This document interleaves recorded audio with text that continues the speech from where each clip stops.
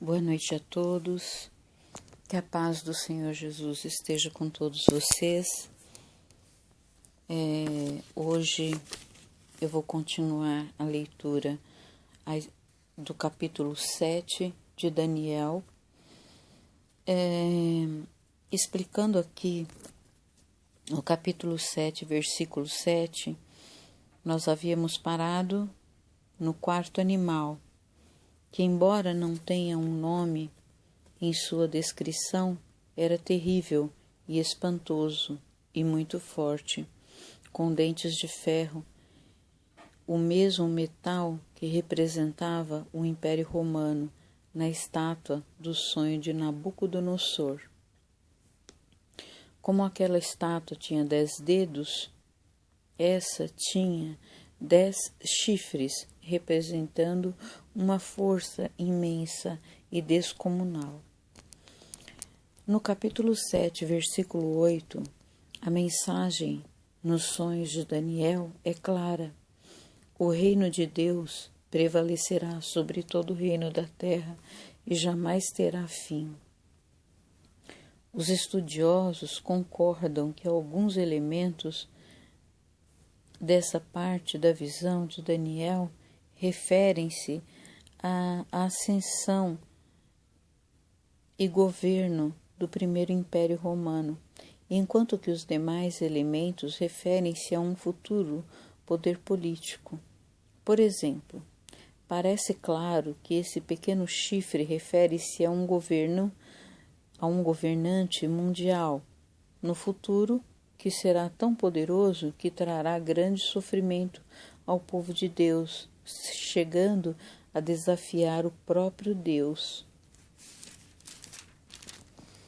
No capítulo 7, versículo 9, o ancião de dias refere-se a Deus Pai.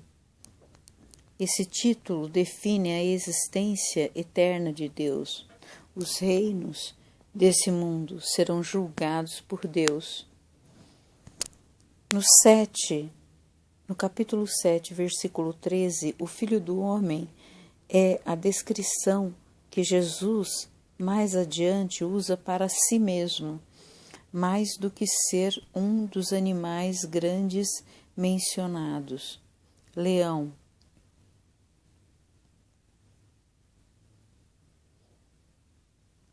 Mais do que ser um dos animais grandes mencionados, leão, urso, leopardo ou incomparavelmente terrível, o divino Rei dos Reis virá em forma humana.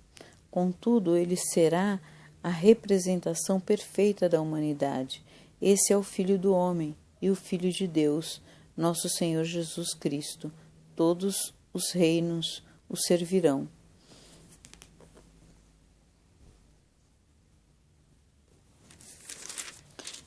Aqui na Bíblia da Mulher tem também mais algumas explicações sobre sonhos e visões, porque Nabucodonosor ele tinha sonhos e pedia para os seus servidores e até mesmo Daniel interpretar os sonhos, né? Então, o sonho da cabeça de fino ouro, o sonho de Daniel, semelhante a um leão com asas de águia.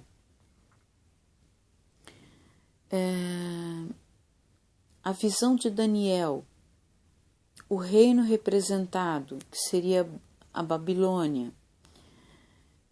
Depois, um outro sonho de Nabucodonosor, peito e braços de prata. No sonho de Daniel, seria semelhante a um urso. Na visão de Daniel, um carneiro com 2 chifres, um chifre era mais alto do que o outro. O reino representado seria o Medo Persa.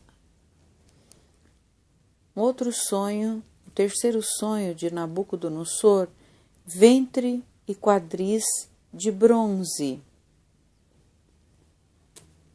O terceiro sonho de Daniel seria semelhante a um leopardo com 4 asas nas costas e 4 cabeças. Na visão de Daniel, um bode com um chifre notável entre os olhos e um chifre pequeno. Reino representado seria a Grécia ou Macedônia. Um quarto sonho de Nabucodonosor: pernas de ferro, pés em parte de ferro, em parte de barro. No sonho de Daniel, aparece como diferente de todos os animais e tinha 10 chifres e mais um pequeno chifre. Reino representado seria Roma.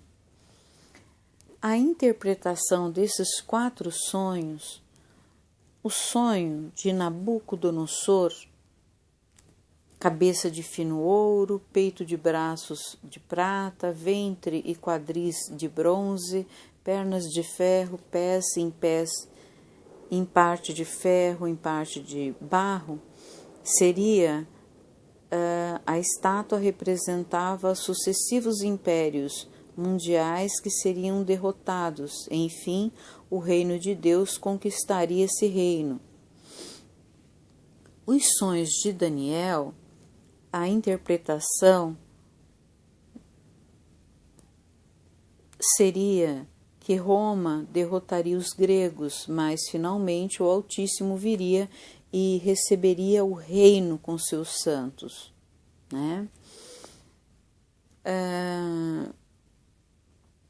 Porque o sonho de Daniel, os sonhos, né, de Daniel seriam, primeiro fala de semelhança de um leão com asas de águia, depois semelhante a um urso, o terceiro semelhante a um leopardo com 4 asas nas costas e 4 cabeças, e o quarto diferente de todos os animais e tinha 10 chifres e mais um pequeno chifre.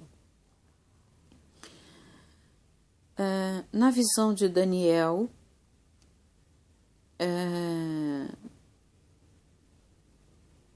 a Grécia derrotada, os medos e os persas, seria essa a interpretação na visão de Daniel.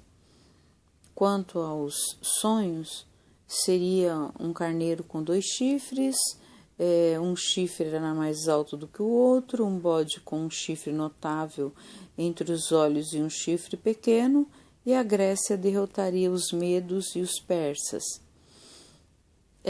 E o reino representado de todos esses sonhos, tanto de Nabucodonosor quanto de Daniel, seria o reino de Deus. O segundo sonho de Nabucodonosor, ele não foi incluído porque não se refere a profecias sobre as nações. E aqui está se falando de nações. O que esses sonhos representariam para as nações? É bastante complexo esses sonhos, essas interpretações, né?